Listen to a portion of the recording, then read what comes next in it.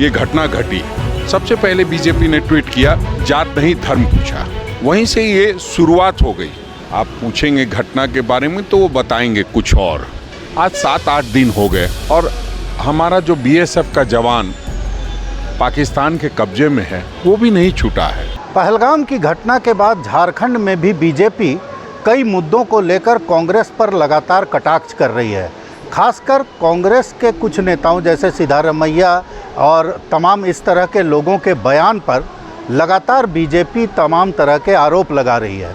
हमारे साथ कांग्रेस के नेता राजेश ठाकुर जी हैं, उनसे बात करते हैं। ये मौका जो मिल रहा है, इसको मौका मान रहे हैं आप या क्या मान रहे हैं? नहीं, देखिए, भारतीय जनता पार्टी क्या करती है अब किसी से छुपा नहीं है। जब भी कोई घटना इस तरह की होती है और आप पूछेंगे घटना के बारे में तो वो बताएंगे कुछ और।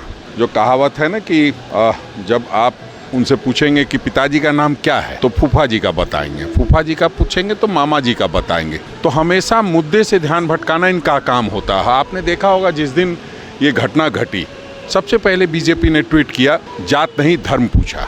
वहीं से ये शुरुआत हो गई। आप जवाबदेही वाली जगह पर हैं, आपको जवाब देना है सरकार के तौर पे और सरकारी पार्टी के तौर पे। वो न कह करके आप फिर से इधर उधर की बात कर रहे हैं। तो वो कहते हैं ना कि इधर उधर की बात न कर, पर्यटक क्यों मारे गए वो बता। उसके पीछे, कारणों के पीछे जाना चाहिए और संजीदगी से हम लोगों को उस पर रिसर्च करना चाहिए, जांच करनी चाहिए। क्योंकि हमारे जो नेता आदरणीय मल्लिकार्जुन खड़गे जी, आदरणीय राहुल गांधी जी ने स्पष्ट स्वर में कहा कि आप जो भी कार्रवाई करेंगे हम आपके साथ हैं। आतंकवाद के विरोध में जो भी निर्णय होगा हम उसके साथ हैं। जिस बैठक में इन्होंने ये बातें कही, उस बैठक को खुद प्रधानमंत्री जी ने गंभीरता से नहीं लिया हुआ था, वरना बैठक में वो खुद शरीक होते, ना कि बिहार जाते। फिर भी हमारे नेताओं ने कहा कि हम आपके साथ हैं। आज 7-8 दिन हो गए और हमारा जो बीएसएफ का जवान पाकिस्तान के कब्जे में है वो भी नहीं छूटा है।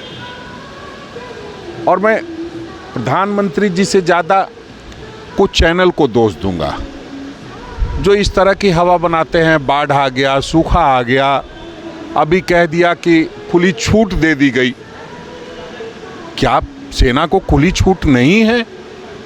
अगर नहीं है तो ये गंभीर विषय है, तभी आतंकवाद बढ़ रहा है। एक सवाल इसमें बीच में जरूर आ जाता है राजेश जी कि जिस तरह से बिल्कुल सही बात है कि सर्वदलीय बैठक में जब नेता प्रतिपक्ष ने कह दिया, कांग्रेस के अध्यक्ष ने कह दिया, उसके बाद ये बात जो है कांग्रेस का तो स्टैंड सामने आ गया।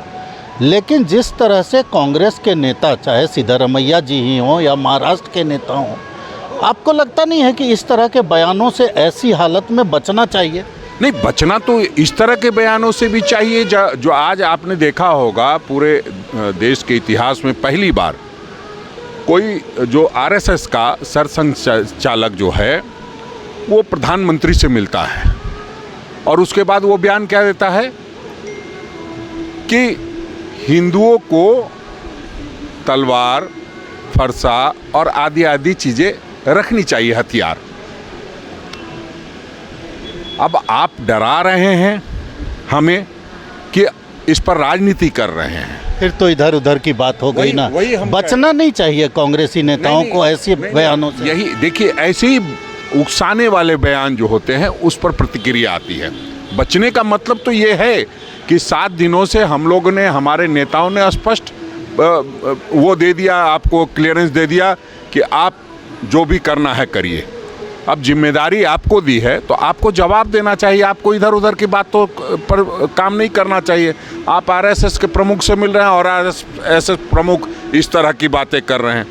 तो जब आप बात करेंगे, आपकी भावना है तो औरों लोगों की भी भावना है, और लोगों का भी बहुत सारी चीज़ों से भावनाएं बाहर आती हैं। उसमें फिर क्यों तकलीफ होती है? शुरुआत तो आपने की जिस दिन आपने कहा कि जात नहीं धर्म पूछा।